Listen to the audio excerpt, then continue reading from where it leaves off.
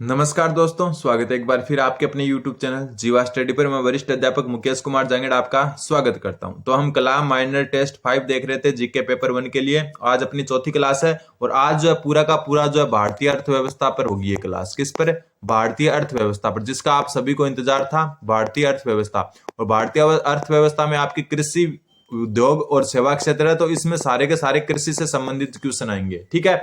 और जो है भारतीय अर्थव्यवस्था के अगर आपको नोट्स चाहिए, क्योंकि करंट के हिसाब से आता ही है, तो आप जो है डिस्क्रिप्शन में टेलीग्राम ग्रुप का लिंक दिया है, जाकर टेलीग्राम ग्रुप को ज्वाइन कर ले। और टेलीग्राम ग्रुप पर जो है आपको इसके नोट्स अभी प्रोवाइड करवा दूंगा मैं। ठीक है। तो जो भी जिसको भी भारतीय अर्थव्यवस्था की कृषि क्षेत्र के अभी डाल दूंगा, फिर सेवा क्षेत्र के अगले में डाल दूंगा, और उद्योग क्षेत्र के भी अगले जो क्लास होगी उसमें डाल दूंगा। तो ये नोट्स आपको मिल जाएंगे। डिस्क्रिप्शन में टेलीग्राम का जो है लिंक है, क्योंकि सबसे जो है मेन टॉपिक यही है, ये मिलता नहीं है हर कहीं। तो ये मैं नोट्स आपको डाल दूंगा अभी वर्तमान के हिसाब से। ठीक है। तो आप जल्दी से जुड़ जाइए।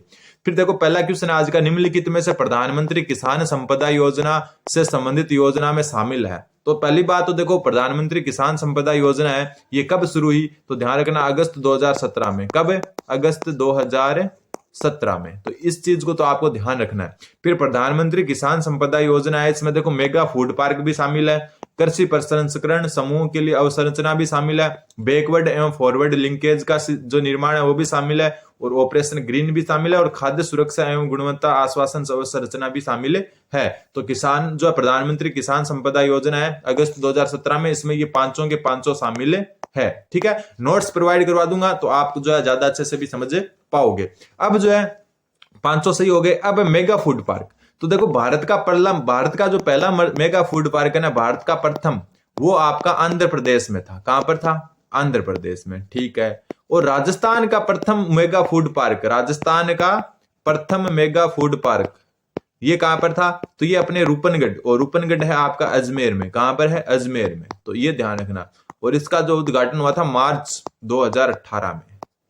ये चीज आपको ध्यान रखनी है कि प्रधानमंत्री किसान संपदा योजना अगस्त 2017 की है, और इसमें मेगा फूड पार्क, कृषि प्रसंस्करण समूह के लिए अवसंरचना, बैकवर्ड एंड फॉरवर्ड लिंकेज का निर्माण, ऑपरेशन ग्रीन, खाद्य सुरक्षा एवं गुणवत्ता आश्वासन अवसंरचना, ये चारों पांचों शामिल है। पांचों की पांचों शामिल है। और मेगा फूड पार्क, भारत का प्रथम mega food park Andhra Pradesh में, और राजस्थान का प्रथम मेगा फूड पार्क है वो रूपनगढ़ अजमेर में, मार्च 2018 में। अगला क्वेश्चन, नोट्स के लिए आप टेलीग्राम ग्रुप को ज्वाइन कर लें। ठीक है। तो इसमें 500 सही हो जाएंगे, तो ऑप्शन 4 इसका सही उत्तर हो जाएगा।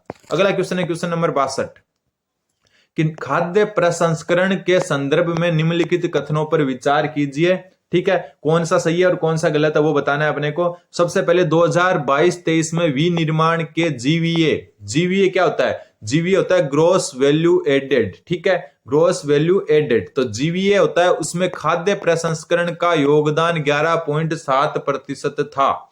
ठीक है। तो देखो जीवीए की पहले मैं हिंदी में आपको फुल फॉर्म बता देता हूं। होता है सकल मूल्य वर्धन। क्या होता है? सकल मूल्य वर्धन। इसको थोड़ा सा ध्यान रखना। एक होता है वर्धित भी होता है, वर्धन भी होता है। ठीक है। सकल मूल्य वर्धित या सकल मूल्य वर्धन। तो 2022-23 में विनिर्माण जीवीएम में खाद्य प्रसंस्करण का योगदान 11.7% नहीं था। ये कितना था? तो ध्यान रखना, ये जो है आपका 7.66% था। कितना था? 7.66%। ठीक है। तो ये क्या हो गया? गलत। तो ये आपका क्या हो गया? पहला क्या हो गया? गलत हो गया। पहला गलत हो गया। क्यों? क्योंकि 7.66% था। फिर है विनिर्माण क्षेत्र के कुल रोजगार में 12.02% खाद्य प्रसंस्करण क्षेत्र में कार्यरत थे। तो ये बिल्कुल सही है। ये चीज आप पढ़ोगे तभी आपके जो है समझ में आएगी, और उसके लिए नोट्स में जो है टेलीग्राम ग्रुप में डाल दूंगा, डिस्क्रिप्शन में लिंक है आपका। तो 7.66% होगा पहले का, तो ये गलत हो गया। दूसरा सही हो गया। और यहां पर पूछा है कौन सा सत्य है, तो केवल 2 सत्य है। ठीक है। पहले आप पूरी क्लास देखें, बाद में आप जो है नोट्स देखें। फिर है एक जिला एक उत्पाद। एक जिला एक उत्पाद की जो अभिकल्पना है वो किस योजना के अंतर्गत की गई थी? तो देखा आपने आजकल देखा होगा, रेलवे स्टेशन होते हैं ना, उन पर लिखा हुआ है एक जिला एक उत्पाद। वैसे जो मतलब एक स्टेशन एक उत्पाद। ठीक है। आप जो रेलवे स्टेशन है उन पर लिखा हुआ है एक स्टेशन एक उत्पाद, और उसी प्रकार से जो है ये है एक जिला एक उत्पाद। और एक जिला एक उत्पाद है, ये कौन सी जो है योजना के अंतर्गत आता है? तो ये आपका आता है ऑप्शन नंबर 3, PMFME। अब इसका फुल फॉर्म क्या होगा? इसका है आपका प्रधानमंत्री। ठीक है। पीएम से तो हो गया प्रधानमंत्री। पीएम सूक्ष्म खाद्य प्रसंस्करण, सूक्ष्म खाद्य प्रसंस्करण उद्योगों का औपचारीकरण, ये है इसकी फुल फॉर्म का, औपचारीकरण, औपचारीकरण। ठीक है।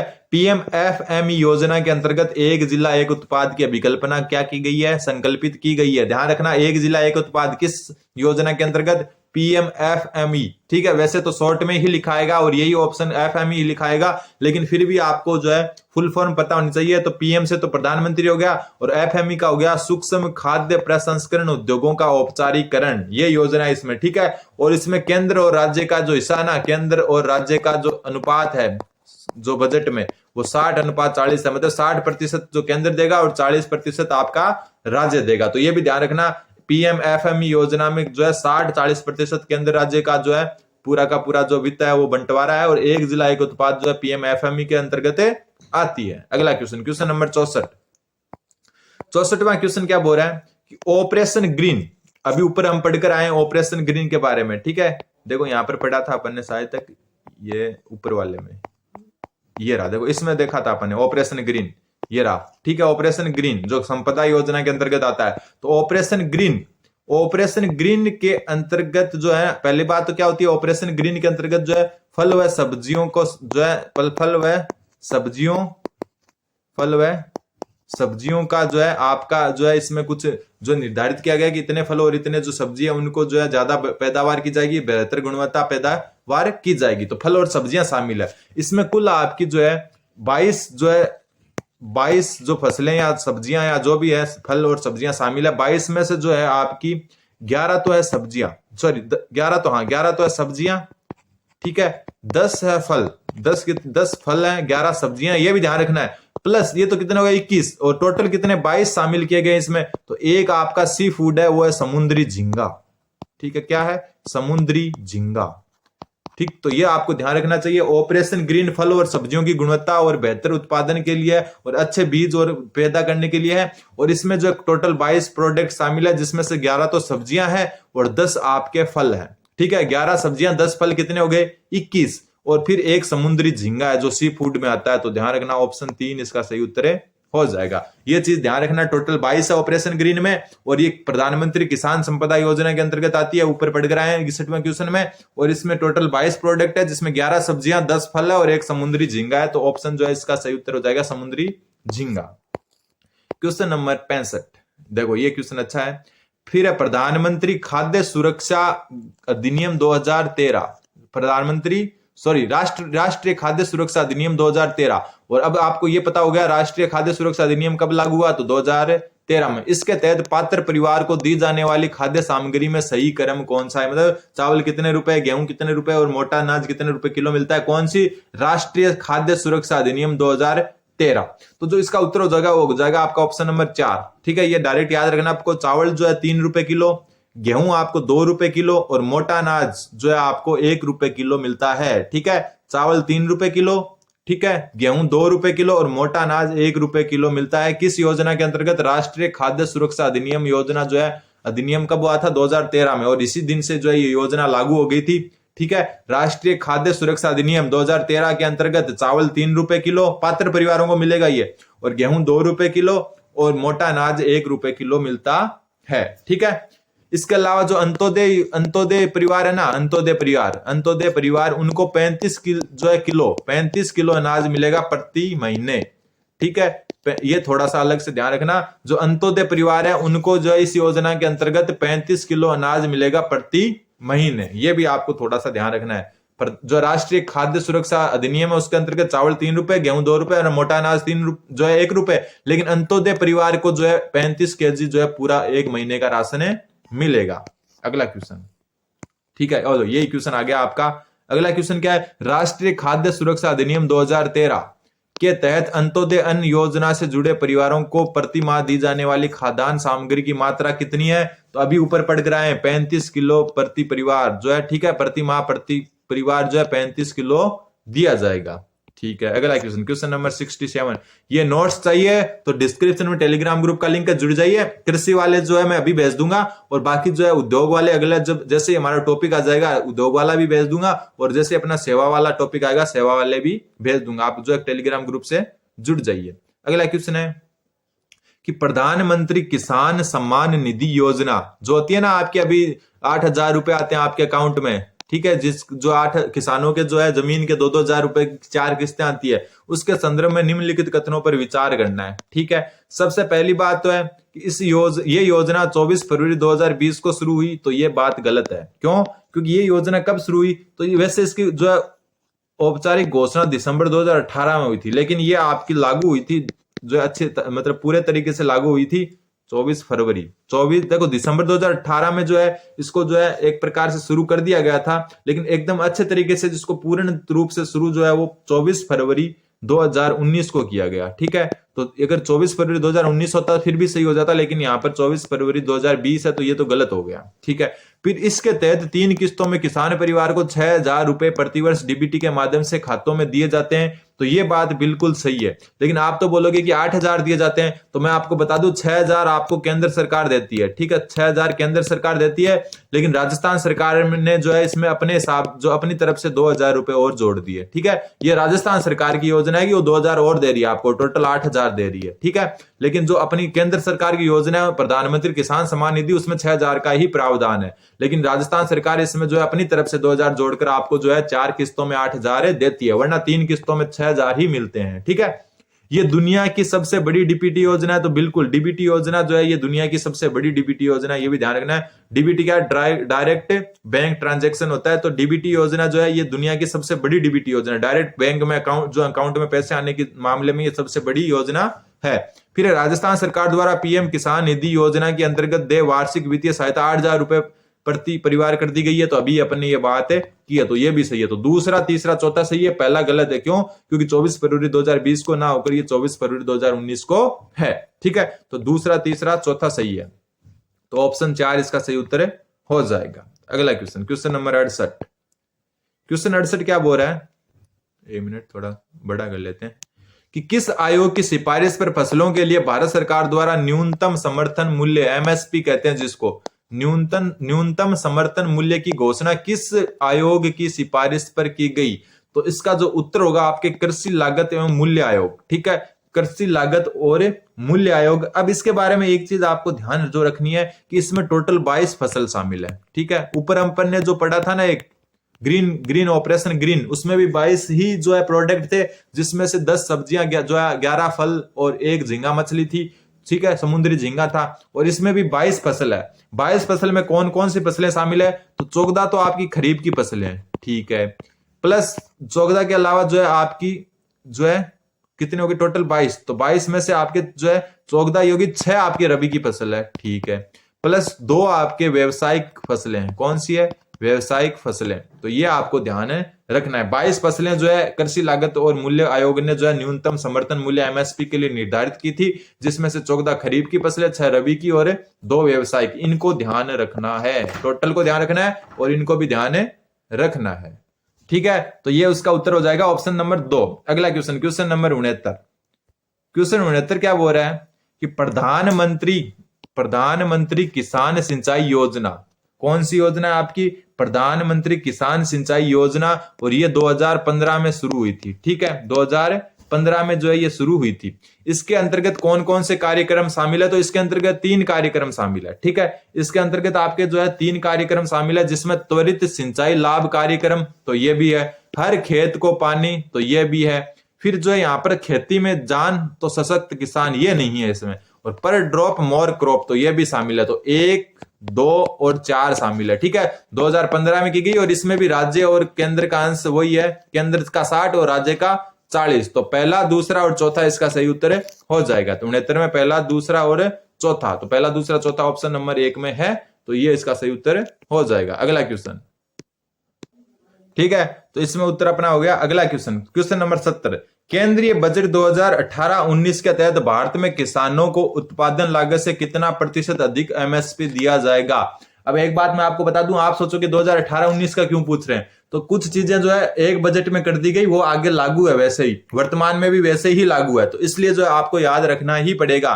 मान लो कि ये जो है आपको जो एमएसपी में जो है वृद्धि की गई, ठीक है, कितना प्रतिशत अधिक एमएसपी दिया जाएगा, ये बात जो है 2018-19 बजट में कह दी, और उसके बाद ये लगातार वही लागू है, इसलिए जो है पीछे का पूछ सकते हैं। ठीक है। तो ध्यान रखना, केंद्रीय बजट 2018-19 के तहत भारत में किसानों को उत्पादन लागत से कितना प्रतिशत अधिक एमएसपी दिया जाएगा? तो इसका उत्तर आपका हो जाएगा ऑप्शन नंबर 3, 50% जो है इसका सही उत्तर होगा। 50% जो है आपको जो है मतलब एमएसपी से अधिक जो है आपको दिया जाएगा, उत्पादन की लागत से जो है इतना 50% अधिक जो है एमएसपी में दिया जाएगा। ठीक है, 2018-19 बजट का मतलब है कि ये उसके बाद में जो है चेंज नहीं किया गया है, तो ये आपको ध्यान ही रखना है। कई बार उल्टा भी पूछ लेते हैं कि 50% जो है उत्पादन लागत का जो है 50% अधिक जो एमएसपी दी जाएगी, ये कौन से बजट में? तो 2018-19 बजट में कहा गया। अगला क्वेश्चन नंबर 71।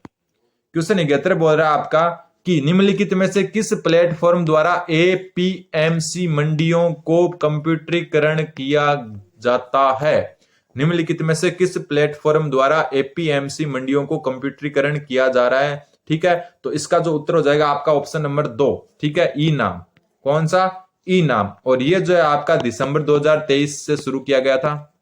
कब से? दिसंबर 2023 से। ठीक, और एक बात ध्यान रखना है, इस जो आपका ई नाम पोर्टल है उसमें क्या, बीज की गुणवत्ता सुधार का जो है एक पोर्टल है, बीज की गुणवत्ता सुधार। ठीक है, बीज की गुणवत्ता सुधार का, तो इसको ध्यान रखना है। और राजस्थान के इसमें जो है दिसंबर 2023 तक जो है दिसंबर 2023 तक 281 जो है एफपीओ शामिल किए गए हैं, ये भी ध्यान रखना है। ठीक है, तो इस बात का ध्यान रखना है। जो एपीएमसी मंडियों में कंप्यूटरीकरण किसके अंतर्गत किया जा रहा है? ई नाम। और ये बीजों का सुधारने की गुणवत्ता है, और इसमें जो है दिसंबर 2023 तक जो है आपके राजस्थान के 281 एफपीओ शामिल हो चुके हैं, तो ये भी आपको ध्यान रखना है। वो मैंने आपको ई नाम दिसंबर 2023 बता दिया, वो ये नहीं है। दिसंबर 2023 तक 281 एफपीओ जो है इसमें शामिल हो चुके हैं राजस्थान के। ठीक है, अगला क्वेश्चन नंबर 72। एग्रीस्टेक के मुख्य घटक कौन कौन से हैं? ठीक है, क्वेश्चन क्या है आपका, एग्रीस्टेक के मुख्य घटक कौन कौन से हैं? तो एग्रीस्टेक के मुख्य घटक हैं किसानों की रजिस्ट्री, ठीक है, भू संदर्भित गांवों के नक्शे, बिल्कुल, फसल बोई रजिस्ट्री, ये तीनों ही जो है एग्रीस्टेक में सम्मिलित है। ठीक, अब देखो ये नोट्स पढ़ोगे तो ज्यादा अच्छे से समझ में आएगा आपके, और नोट्स में जो है टेलीग्राम ग्रुप में डिस्क्रिप्शन में दिया हुआ है टेलीग्राम ग्रुप, उस पर जाकर ज्वाइन करिए, वहां पर जो है कृषि वाले सारे के सारे नोट्स अभी डाल दूंगा। ठीक है, तो ध्यान रखना, किसानों की रजिस्ट्री, भू संदर्भित गांवों के नक्शे और फसल बोई रजिस्ट्री, ये सारे के सारे एग्रीस्टेक के मुख्य घटक हैं। अब बचते क्या है, सूखा बाढ़ मॉनिटरिंग और मानचित्रण एवं प्रोफाइल मानचित्रण, ये दोनों के दोनों जो है आपके ये कृषि निर्णय सहायता, क्या नाम है, कृषि निर्णय सहायता प्रणाली के भाग हैं। निर्णय सहायता, ठीक है, कृषि निर्णय सहायता प्रणाली, जिसको कहते हैं कृषि डीएसएस। क्या कहते हैं? कृषि डीएसएस। तो ध्यान रखना, किसानों की रजिस्ट्री, भू संदर्भित गांव के नक्शे, फसल बोई रजिस्ट्री, ये एग्रीस्टेक के जो है मुख्य घटक है। और सूखा बाढ़ मॉनिटरिंग और मानचित्रण, प्रोफाइल मानचित्रण, ये कृषि निर्णय सहायता जो है प्रणाली। ठीक है, सहायता 2 बार लिख दिया मैंने, सहायता ये प्रणाली है, सहायता प्रणाली, इसके जो है आपके घटक हैं, जिसको कृषि डीएसएस भी कहते हैं शॉर्ट में। तो ये दोनों इसके हैं, और बाकी ऊपर वाले 3 एग्रीस्टेक के हैं। तो 1, 2 और 3 इसके सही उत्तर हो जाएंगे। आपको लग रहा होगा क्लास बहुत बोरिंग चल रही है, क्योंकि टॉपिक ऐसा है, लेकिन ये टॉपिक जो है आपको लीड दिला सकता है, क्योंकि यहाँ से जो क्वेश्चन आते हैं ना, वो आप ये मान के चलो कि आपको जो है बहुत लोगों से आगे ले जाएंगे अगर सही कर देते हो तो। ठीक है, सूक्ष्म खाद्य प्रसंस्करण उद्योगों के औपचारिकरण के लिए अब ये पीएमएफएमई ऊपर योजना पढ़कर आए, पीएमएफएमई योजना, ठीक है, के अंतर्गत केंद्रीयांश और राज्यांश क्रम से कितना है? तो अपन ऊपर ही पढ़कर आए 60:40 है, मतलब केंद्र और जो है राज्य का अंश 60:40 है, किसमें? पीएमएफएमई योजना में। तो ऑप्शन जो है 4 इसका सही उत्तर हो जाएगा। केंद्र का 60 है और राज्य का 40 है। देखो ये भी 60-40 है, लेकिन अपने को ध्यान रखना है 60 केंद्र का है और राज्य का 40 है, तो ऑप्शन डी इसका सही 4 नंबर सही उत्तर हो जाएगा। अगला क्वेश्चन है, जैविक व प्राकृतिक खेती को बढ़ावा देने के उद्देश्य से शुरू की गई इस योजना के अंतर्गत कृषकों को 3 वर्ष, ध्यान रखना, 3 वर्ष के लिए 31,500 रुपए प्रति हेक्टेयर की वित्तीय सहायता दी जाती है। कौन सी जो है योजना या मिशन के अंतर्गत जो है जैविक और प्राकृतिक खेती को बढ़ावा देने के लिए कृषकों को 3 वर्षों के लिए 31,500 रुपए प्रति हेक्टेयर की वित्तीय सहायता दी जाती है? तो इसको आपको जो है डायरेक्ट जो है याद रख लेना है, ऑप्शन नंबर 4, यानी कि परंपरागत कृषि विकास योजना। ठीक है, इसके अंतर्गत जो है आपको 3 वर्षों के लिए जैविक और प्राकृतिक खेती को बढ़ावा देने के लिए 31,500 रुपए दिए जाएंगे। एक बात ध्यान रखना, जो है भारत में सर्वप्रथम जैविक खेती कहां पर हुई है? भारत में सर्वप्रथम जैविक खेती जैविक खेती हुई है आपकी सिक्किम जिले में, किसमें, सॉरी सिक्किम राज्य में, जिला हो गया सॉरी, ठीक है। भारत में जो हो गया, राजस्थान में किस जिले में हुई है, राजस्थान का जिला जहां पर सर्वप्रथम जैविक खेती, तो वो है डूंगरपुर। कौन सा है, डूंगरपुर। तो ये आपको ध्यान रखना है, भारत का प्रथम राज्य जहां जैविक खेती को बढ़ावा दिया जा रहा है, सर्वप्रथम जैविक खेती की गई है, वह सिक्किम। और राजस्थान का जो है प्रथम जिला जहां जैविक खेती हुआ है डूंगरपुर, ठीक है। अगला क्वेश्चन, क्वेश्चन नंबर 75। आज देखो ये आ गया, जैविक खेती करने वाला दुनिया का पहला राज्य, ठीक है। जैविक खेती, वैसे दुनिया की जगह भारत लिखते तो ज्यादा अच्छा रहता है। ये जैविक खेती करने वाला भारत का पहला राज्य कौन सा है, तो अभी हम बात करके आए, कौन है, सिक्किम, ठीक है। कौन है, सिक्किम। और राजस्थान का प्रथम जिला कौन है, डूंगरपुर, ठीक है। दोनों ही चीज आपको ध्यान रखनी है। अगला क्वेश्चन, अगला क्वेश्चन है क्वेश्चन नंबर 76। भारत की पहल पर यूएन महासभा ने किस वर्ष को इंटरनेशनल ईयर ऑफ मिलेट्स घोषित किया है। मिलेट्स का मतलब हो गया मोटा अनाज, ठीक है। क्या हो गया, मोटा अनाज। तो कई बार हिंदी में लिखा जाता है कि मोटा अनाज के लिए जो है मतलब इंटरनेशनल ईयर जो है यूएन महासभा ने किस वर्ष को घोषित किया है या किया था, तो ध्यान रखना वर्ष 2023 को। जो वर्ष 2023 था वो यूएन महासभा द्वारा इंटरनेशनल ईयर ऑफ मिलेट्स घोषित किया गया था। यह भी कृषि से संबंधित है। कारण क्या है पूछने का, कि भारत की पहल पर किया गया था। और यूएन भी अपने सिलेबस में है, कृषि भी अपने सिलेबस में है, और विदेश नीति भी अपने सिलेबस में, तो ये क्वेश्चन आने के चांस रहते हैं। तो इंटरनेशनल ईयर ऑफ मिलेट्स जो है भारत की पहल पर जो है यूएन ने किस वर्ष को, 2023 को घोषित किया था। Question number 77। क्वेश्चन 77 बोला है, भारत में भूमि उपयोग वर्ष 2021-22 के संदर्भ में असत्य कथन बताओ। देखो अभी मैं बता चुका पिछले क्वेश्चन में कि ये पीछे के आंकड़े क्यों पूछ रहे हैं, क्योंकि उसके बाद में ये नवीन आंकड़े जारी ही नहीं किए गए, ठीक है। अभी 2021-22 के संदर्भ में इसलिए पूछा है क्योंकि जो है इसके बाद में जो है ये आंकड़े जारी ही नहीं किए गए। तो देखो 2021-22 के संदर्भ में भारत में भूमि उपयोग में कृषि भूमि 54.8% है, तो बिल्कुल सही है। शुद्ध बोया गया क्षेत्र 42.8% है, तो बिल्कुल सही है। शस्य गहनता ये 165.4 नहीं है, ये आपका है 155.4, ठीक है। 155.4%। ये वृद्धि दिखा रहा है। अब आप सोचोगे देखो ये क्या है, वृद्धि दिखा रहा है कि कृषि क्षेत्र में जो है यहाँ पर शस्य क्षेत्र में इतनी वृद्धि हुई थी, ठीक है, पिछली के संदर्भ में। फिर 2021-22 में सकल बोया गया क्षेत्रफल में 1950-51 की तुलना में 66.1% वृद्धि हुई है, तो ये भी बिल्कुल सही है। तो पहला, दूसरा और चौथा सही है। देखो ये क्वेश्चन आपको वापस वही बात है कि समझ में नहीं आ रहे होंगे, बोरिंग लग रहे होंगे, तो उसके लिए टेलीग्राम ग्रुप डिस्क्रिप्शन में दिया हुआ है, जाकर ज्वाइन करें। नोट्स वहां पर आपको उपलब्ध करवा दिए जाएंगे, ठीक है। अभी के अभी नोट्स डाल दिए जाएंगे। तो ये आ गया आपका शस्य गहनता क्षेत्र, जो है ये गलत हो गया, तो ऑप्शन 3 इसका गलत हो गया। अगला क्वेश्चन, क्वेश्चन 78। क्वेश्चन 78 बोल रहा है, आर्थिक समीक्षा 2023-24 के अनुसार भारतीय कृषि क्षेत्र की देश की जीडीपी में भागीदारी कितनी रही है। तो जो कृषि क्षेत्र की जीडीपी में भागीदारी रही है वो आपकी रही है 18.2%। और उद्योग और सेवा में कितनी रही है, तो हम जो अगली क्लास में जब भी उद्योग और सेवा आएगा उसमें इसको सही तरीके से देखेंगे। फिलहाल कृषि की ध्यान रखनी है आपको, 18.2% 2023-24 जो है आर्थिक समीक्षा के अनुसार भारतीय कृषि क्षेत्र में जो है जीडीपी की भागीदारी रही है। और सबसे ज्यादा जो है फसलों की रही है, ध्यान रखना, सबसे ज्यादा फसलों की ही रही है। योगदान सबसे ज्यादा किसका है, फसलों का है, ठीक है। राजस्थान में पशुपालन का ज्यादा होता है, ठीक है, लेकिन जो है भारत में फसलों का जो योगदान है वो सबसे ज्यादा रहा है, तो ये भी ध्यान रखना अपने को। अगला क्वेश्चन, क्वेश्चन नंबर 79। आर्थिक समीक्षा 2023-24 के अनुसार वर्ष 2014-15 की तुलना में वर्ष 2022-23 में पशुपालन क्षेत्र में कितने प्रतिशत वृद्धि दर्ज की गई, तो ये भी आपको याद ही रखना है। तो उत्तर हो जाएगा इसका 5.85%, ठीक है। ऑप्शन 3 इसका सही उत्तर हो जाएगा। 2014-15 की तुलना में 2022-23 में कितने प्रतिशत पशुपालन में वृद्धि हुई है, 5.85%। आज का लास्ट क्वेश्चन, और कृषि का भी इस जो आर्थिक है इसका भी लास्ट क्वेश्चन। ये क्वेश्चन इंपॉर्टेंट है, देखो इंपॉर्टेंट बनता है, थोड़ा सा ध्यान से देख लेना। सरकार द्वारा फसल विविधीकरण को बढ़ावा देने के लिए कुछ विशेष फसलों को एमएसपी को जो विशेष फसलों के एमएसपी को उत्पादन लागत की तुलना में बढ़ाकर कर दिया गया है। ऊपर अपन देख के आए कि उत्पादन लागत का जो है 2018-19 बजट में कितना कर दिया गया था, 50% कर दिया गया था। ऊपर अभी देखा है ना कि जो एमएसपी को उत्पादन लागत का 50% 2018-19 बजट में कर दिया गया था। लेकिन जो है सरकार ने क्या है, फसल विविधीकरण को बढ़ावा देने के लिए कुछ विशेष जो है आपका पैकेज दिया है, कुछ विशेष जो है आपको छूट दी है, या उत्पादन लागत पर जो है आपको बढ़ा दिया एमएसपी को। तो देखो मसूर फसल पर ये 89% बढ़ा दिया, तो बिल्कुल सही है। ठीक है, असुमेलित बताना है अपने को। तुअर पर ये 58% बढ़ा दिया, तो बिल्कुल देखो ये नोट कर लेना। ठीक है, बाजरा पर यह 92% नहीं बढ़ाया गया, बाजरा पर यह आपका 83% बढ़ाया गया है। ठीक है, तो असुमेलित तीसरा हो गया। कुसुम पर यह 52% बढ़ा दिया गया है, बिल्कुल सही है।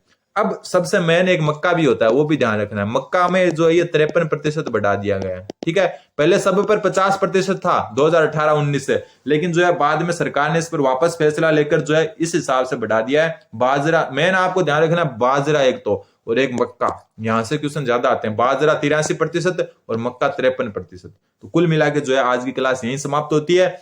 और जिसको भी इसके नोट्स चाहिए वो टेलीग्राम ग्रुप डिस्क्रिप्शन में दिया, ज्वाइन करें और बाकी क्लास को आप सपोर्ट करें। धन्यवाद, बन रहे हैं जीवा स्टडी के साथ।